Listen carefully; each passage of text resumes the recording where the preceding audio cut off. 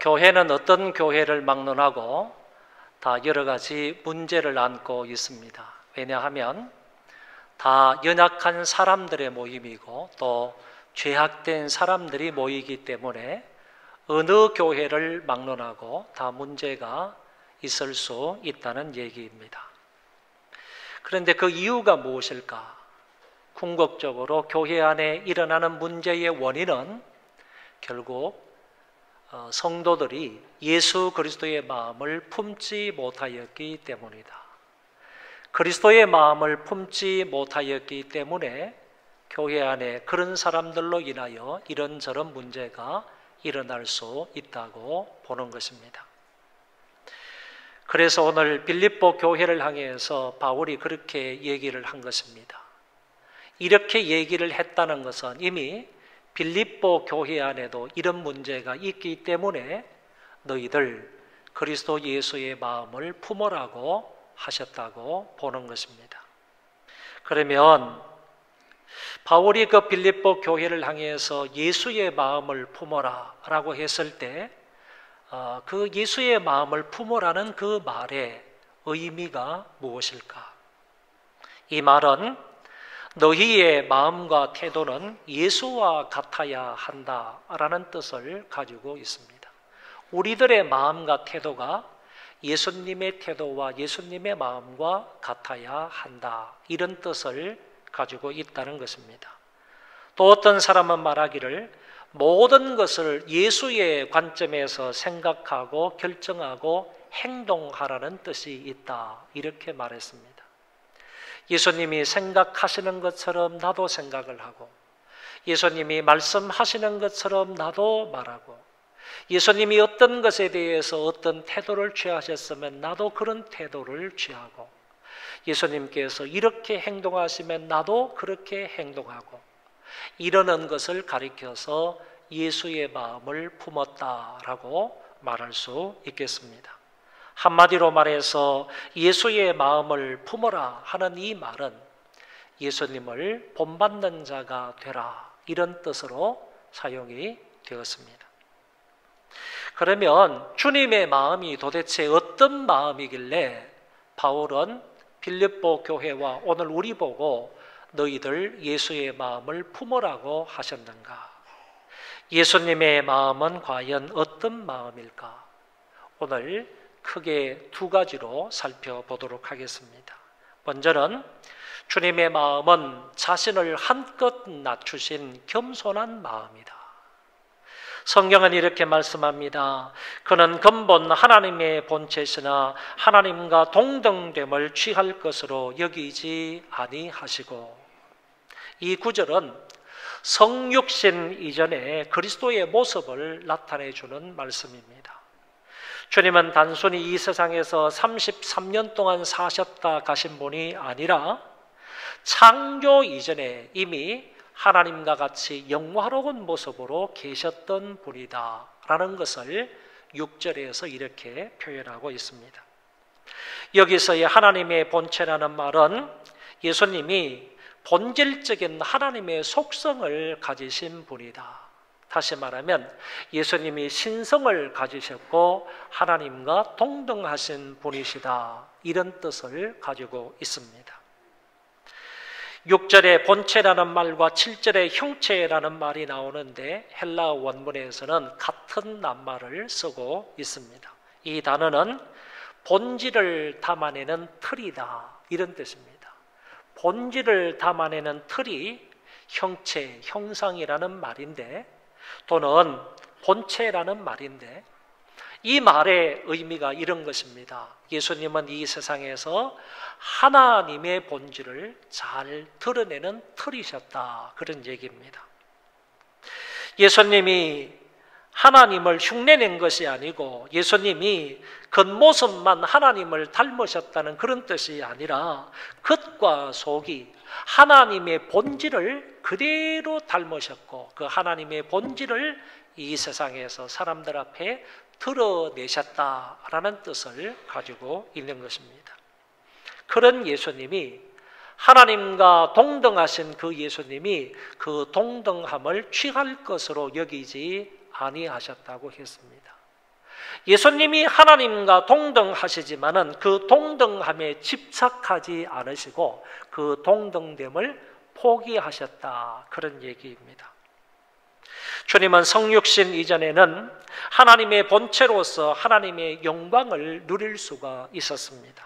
하지만 그 모든 하나님의 영광을 포기하셨다, 그런 얘기입니다. 그리고 자기를 비워 종의 형체를 가지사 사람들과 같이 계셨다고 7절에서 말씀하셨습니다. 이 문장을 세 문장으로 쪼개서 말하면 자기를 비웠다, 그리고 종의 형체를 가졌다, 그리고 사람들과 같이 되셨다, 이렇게 말할 수 있습니다. 먼저 자기를 비웠다는 말은 NIV 성경에서는 이 말을 어떻게 번역을 했느냐 하면은 자기를 아무것도 아닌 것으로 여기셨다, 이렇게 번역을 했습니다. 예수님은 하나님이시지만은, 하나님과 동등된 분이셨지만은 예수님은 자기를 비웠다고 했는데 그 말은 자기가 하나님과 같은 그런 분이심에도 불구하고 아무것도 아닌 것으로 여기셨다, 그런 뜻이 되는 것입니다. 그리고 종의 형체를 가졌다 하는 이 말은 종의 본질적 속성을 다 취하셨다, 그런 말인데, 쉽게 말해서는 예수님께서 누릴 수 있는 모든 것들을 포기하시고 오히려 종으로서 섬김의 삶을 살기로 작정하셨다, 그런 뜻이 되는 것입니다. 결국 영광을 받으실 왕이 종의 형체를 가지고 섬기는 삶을 사시다가 자기의 몸을 우리를 위하여 대속 제물로 주셨습니다. 또 사람들과 같이 되었다는 것은 겉으로만 사람의 모습을 가졌다는 뜻이 아니고 모든 면에 있어서 사람과 똑같이 되셨다라는 뜻입니다. 이 말은 사람의 탈을 쓰셨다는 뜻이 아닙니다.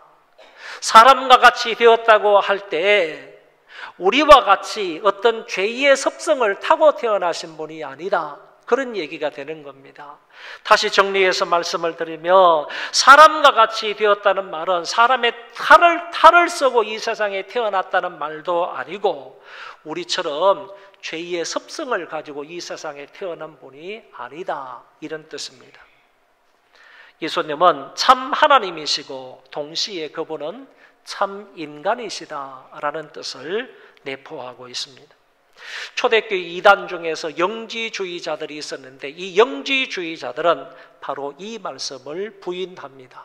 다시 말해서 하나님이, 주님이 사람이 되어서 이 세상에 오셨다, 그리스도의 인성을 부인하는 자들이 영지주의자들입니다.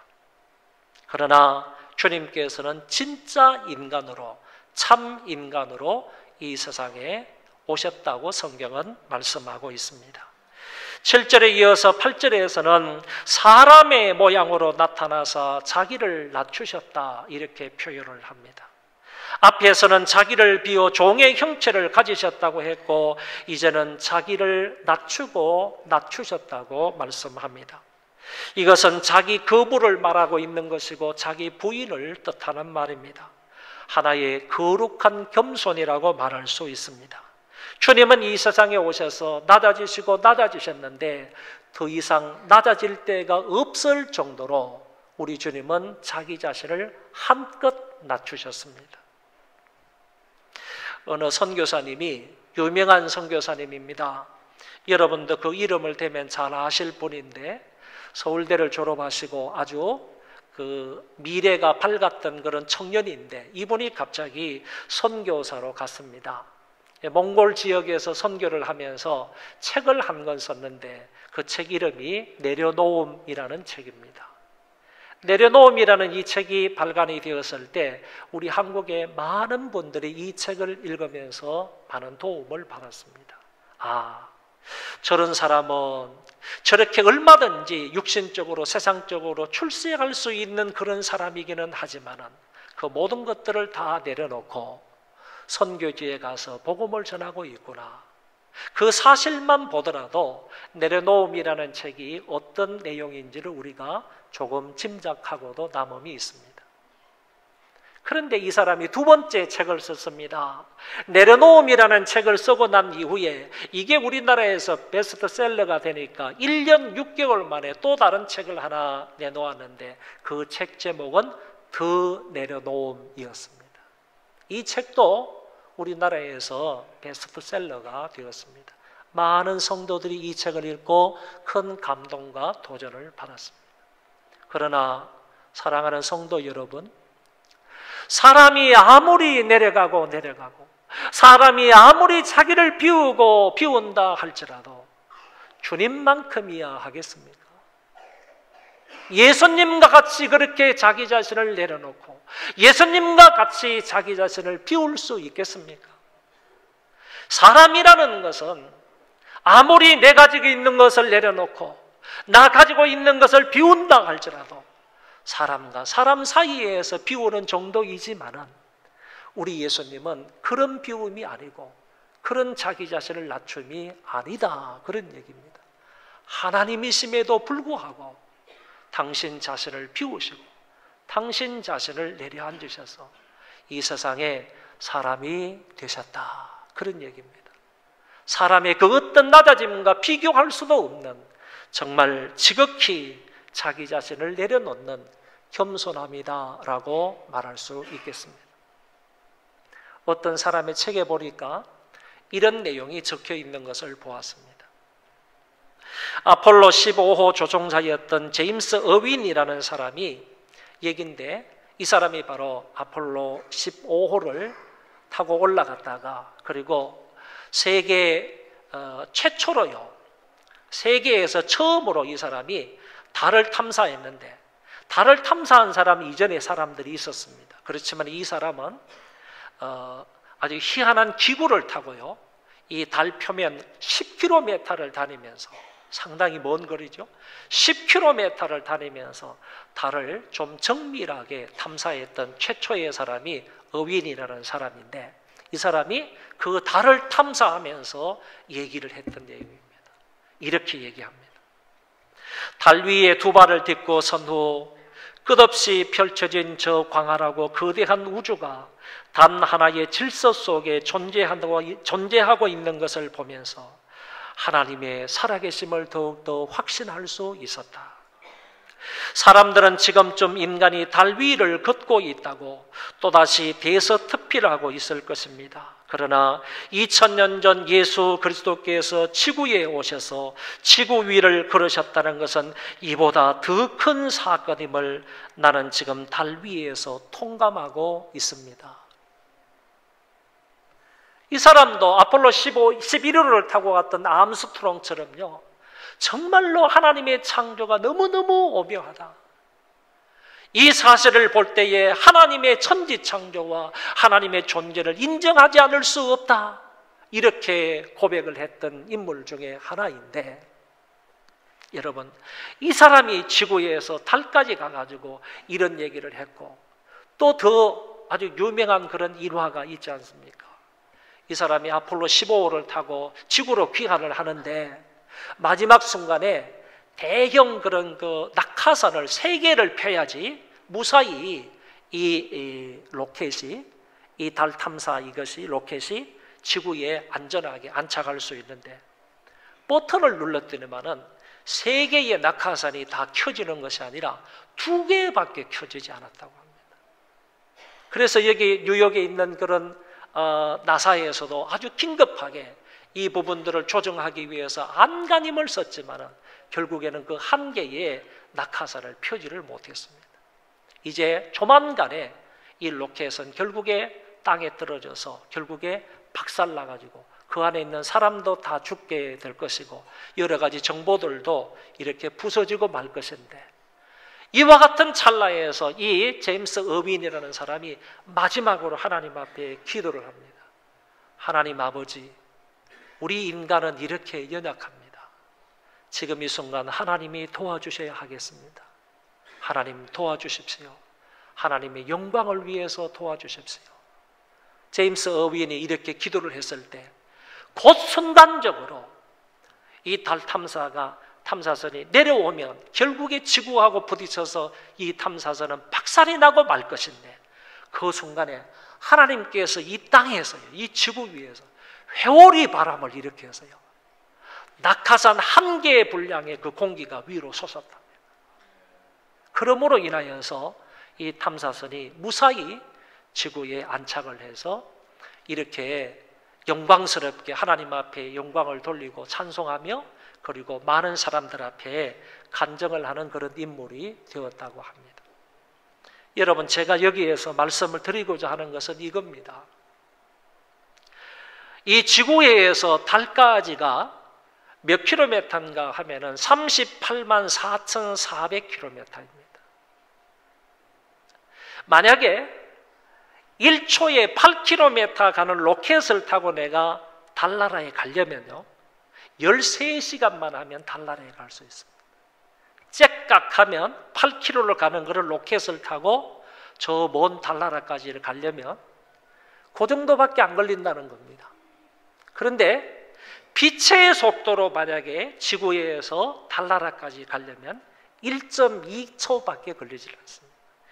째깍 그러면 이미 빛은요, 이 지구에서 달나라까지 도달할 수가 있습니다. 그러면 이런 빛의 속도로 이 지구에서 저 우주 끝까지 도달하려면 몇 년이 걸리는 줄 아십니까?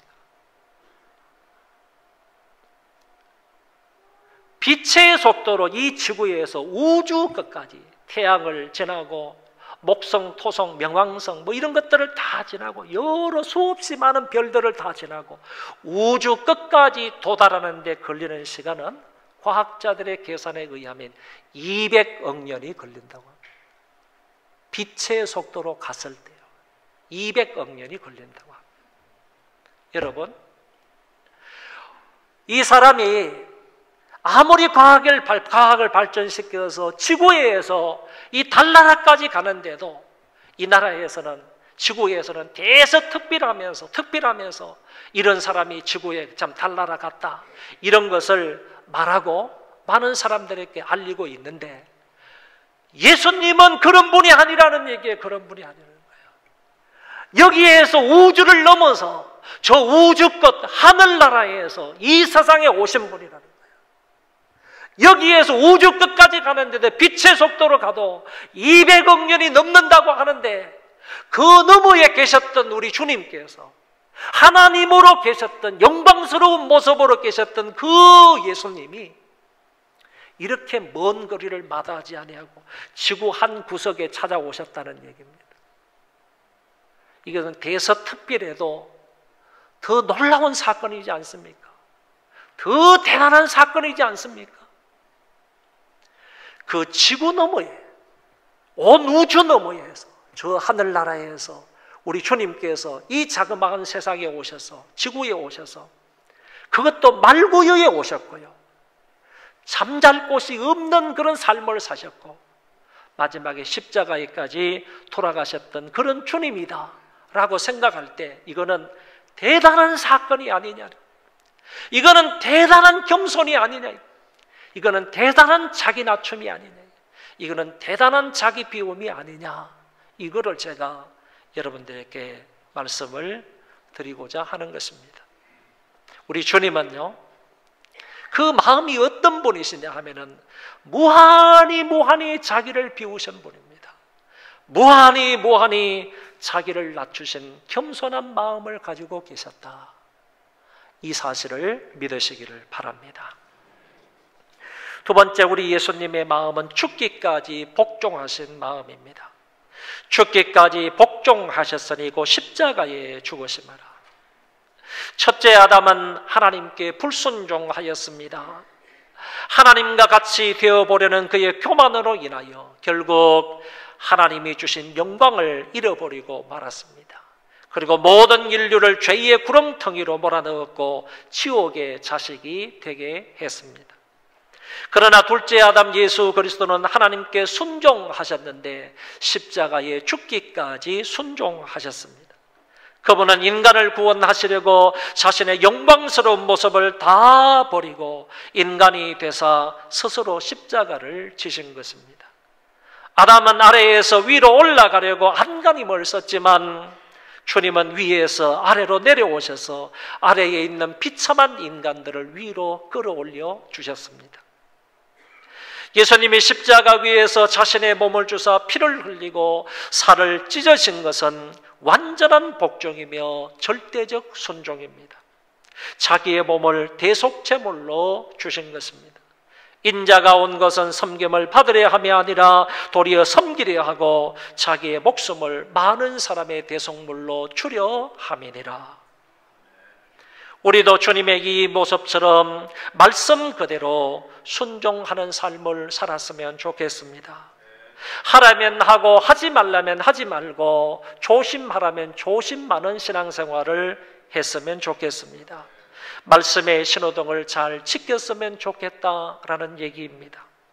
십계명도 잘 지키고 1년 52주 한 번도 빠지지 말고 주의를 잘 지키고 예배도 잘 드리고 기도도 열심히 하고 열정적으로 전도하고 말씀을 가까이 하고 성령 충만하고 그리고 이웃을 사랑하고 맡은 바 사명에 충실하고 은행에 조심하고 불평불만하지 말고 범사에 감사하고 경건생활에 힘을 쓰고 하나님의 뜻에 절대적으로 우리도 순종했으면 좋겠습니다.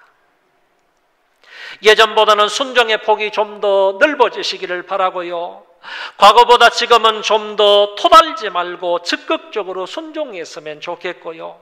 말씀을 듣고도 뒤로 미루면 불순종이 될 수 있으므로 즉각적으로 순종했으면 좋겠고요. 내 의견을 추가하거나 빼지 말고 주님의 말씀대로 순종했으면 좋겠고, 이해가 안 되고 불가능한 일이라 할지라도 그것이 하나님의 말씀이라고 한다면 그 말씀에 순종할 수 있기를 바랍니다. 우리 예수님의 마음은 곧 자기를 비우고 낮추는 겸손한 마음이며 동시에 죽기까지 순종하는 마음이었습니다. 우리는 이 마음을 품고 살아야 합니다. 이 마음을 닮아가야 합니다. 우리도 자신을 비워야 하고 자신을 낮추어야 하고 주님의 마음을 닮아 끝까지 복종해야 합니다. 하나님은 이런 예수님, 겸손하여 자기를 낮추시고 죽기까지 복종하신 그 그리스도를 어떻게 하셨습니까? 그 이름을 가장 높여주셨습니다. 하나님이 그를 지극히 높였다는 것은 예수님을 최고의 자리로 높여주셨다는 뜻입니다. 그리고 뛰어난 이름을 주셨다는 것은 어느 누구도 주님을 넘어서지 못하는 능력과 지위와 권위를 주셨다는 뜻입니다. 주님이 십자가에 돌아가셨을 때 하나님은 그를 죽은 자 가운데서 다시 살리셨고 하늘과 땅의 모든 권세를 그에게 주셨고 하늘나라 위로 오르게 하셨고 그를 영화롭게 하셨고 산자와 죽은 자의 주가 되게 하셨고 만물 위에 교회의 머리가 되게 하셨고 또한 심판할 권세를 그 아들에게 주셨습니다. 낮고 낮은 자리까지 가셔서 고난의 잔을 마심으로 본인의 사명을 감당하신 주님을 하나님은 높고 높은 보좌에 앉히시고 세상 만물을 다스리는 권세를 주셨다는 말씀입니다. 자신을 비워 이 땅에 오시고 섬기시고 십자가의 모든 고초를 당하신 예수님의 낮아지심과 전적 순종은 하나님을 기쁘시게 하였습니다. 그 결과 하나님이 우리 주님을 높이신 것입니다. 주님은 친히 이렇게 말씀하셨습니다. 자기를 높이는 자는 낮아지고 누구든지 자기를 낮추는 자는 높아지리라. 그리고 뿐만 아니라 모든 무릎을 그 이름 앞에 꿇게 하셨습니다. 하늘에 있는 자들과 땅에 있는 자들과 땅 아래에 있는 자들로 모든 무릎을 예수의 이름에 꿇게 하시고, 여기서 하늘에 있는 자들은 천사들과 주님 안에서 죽은 영혼들을 말하는 것이고, 땅에 있는 자들은 이 땅에 사는 모든 사람들을 일컬어 말하는 것이고, 땅 아래에 있는 자들은 악령들과 믿지 않는 자의 영혼을 말하는 것입니다. 그러므로 과거, 현재, 미래의 모든 무릎을 예수의 이름에 꿇게 하시겠다. 하늘에 있는 존재들도, 땅에 사는 존재들도, 땅 아래에 있는 존재들조차도 그 모든 무릎을 예수 앞에 꿇게 하시겠다는 말씀입니다. 예수님을 사랑하는 자들은 사모함과 경배함으로 무릎을 꿇게 될 것이나 그분을 인정하지 않는 자들은 굴복과 두려움으로 그 앞에 무릎을 꿇게 될 것입니다. 절대 겸손, 절대 순종의 결과는 절대 경배를 받게 하셨습니다. 마지막 구절에도 모든 입으로 예수 그리스도를 주라 시인하여 하나님 아버지께 영광을 돌리게 하셨느니라고 하였습니다. 사람들의 무릎은 꿇게 되고 사람들의 입은 말하게 될 것입니다. 모두가, 모든 창조물이 주님을 인정하고 말 것입니다. 이 일로 하나님께 영광을 돌리게 될 것입니다. 여러분, 지금 미국의 역대 대통령 중에서 가장 존경을 받는 인물이 누구입니까? 대부분의 사람들은 그 사람이 지미 카터 대통령이라고 합니다. 그는 대통령 임기 중에는 별로 인기가 없었습니다. 왜냐하면은 도덕적으로, 윤리적으로, 그리고 성경적으로 바르게 정치를 하려고 하다 보니까 현실 정치하고는 잘 맞지 않았던 것 같습니다. 미국의 대통령들은 대부분 연임을 하는데 그는 4년 하고 나서 재임에 실패하고 말았습니다. 힘의 미국을 내세웠던 레이건 대통령에게 패하고 말았습니다. 그러나 지미 카터 대통령은 퇴직 이후에 가장 존경을 받는 인물이 되었습니다. 미국뿐만 아니라 세계 전역에서 가장 훌륭한 인물이다라고 꼽히는 인물이 지미 카터입니다. 비영리 법인인 카터 센터를 만들어서 전 세계의 평화와 인권 그리고 질병과 빈곤 퇴치 운동을 펼쳤습니다. 특히 그는 집 없는 사람들에게 집을 지어주는 헤비타트 운동을 벌였습니다. 거기에 직접적으로 참여를 해서 손수 망치질도 하고 페인트질도 하고 그리고 벽지도 발라주었습니다. 그리고 주님처럼 어렵고 가난하고 불쌍한 사람들의 친구가 되어 주었습니다. 드디어 2002년도에 그는 노벨 평화상을 받게 됩니다. 대통령을 할 때에는 다른 사람들의 인기를 받지 못했습니다. 그리 높임을 받지를 못하였습니다. 그런데 빈자들을 위하여서 헌신하고 망치질을 하니까 하나님이 그를 세계민 가운데 높여주셨습니다. 교만하면 낮아지고 겸손하면 높아집니다. 스스로 높아지고자 하면 낮아지고 낮아지고자 하면 높아지는 것입니다. 소망교회 성도 여러분, 주님의 마음을 품고 세상을 살아가시기 바랍니다. 자기를 한껏 낮추는 겸손한 마음과 십자가에 죽기까지 복종하신 그 마음을 품을 수 있기를 바랍니다. 그리하면 하나님이 여러분들을 높여주십니다. 겸손한 삶이 영광에 이르는 길이고 낮아짐이 높아지는 길입니다. 절대 순종, 절대 은혜를 가져옵니다. 이것이 진짜 은혜이고 진짜 축복인 것입니다. 이 하늘나라 법칙을 믿으시고 이 하늘나라 법칙에 따라 살아가는 우리 모두가 되어주시기를 바랍니다.